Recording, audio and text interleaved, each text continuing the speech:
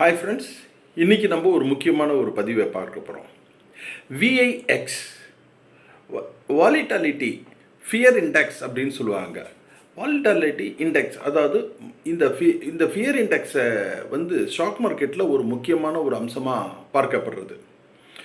இதில் முக்கியமான விஷயம் என்ன அப்படின்னா, நேற்றைய தினம் அன்னைக்கு விஐஎக்ஸ் 20% மேலே கிராஷ் ஆகிருக்கு.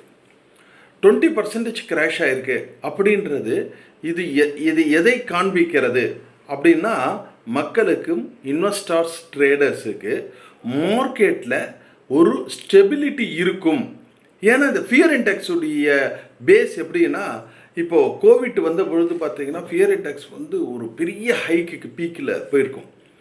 அதாவது ஃபியர் இண்டெக்ஸ் இன்க்ரீஸ் ஆச்சுன்னா நியரஸ்டில் அல்லது கரண்ட் சூழ்நிலைகள் மார்க்கெட்டுக்கு சாதகமாக இல்லைன்னு அர்த்தம்.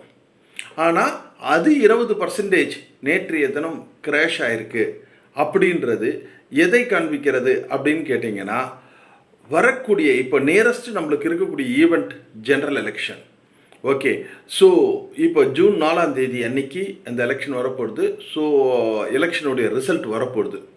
கிட்டத்தட்ட அடுத்த மாதத்தில் ஒரு 30 நாள், இதில் ஒரு 10 நாள், அப்ராக்ஸாக ஒரு 40 to 45 டேஸுக்கு முன்னாடியாக மார்க்கெட் கொடுக்கக்கூடிய தகவல் என்னென்னா, ஒரு ஸ்டேபிளான கவர்மெண்ட் ஃபார்ம் ஆகிறதுக்கு உண்டான பாசிபிலிட்டிஸ் ரொம்ப கேரண்டடாக இருக்குது அப்படின்றது தான்.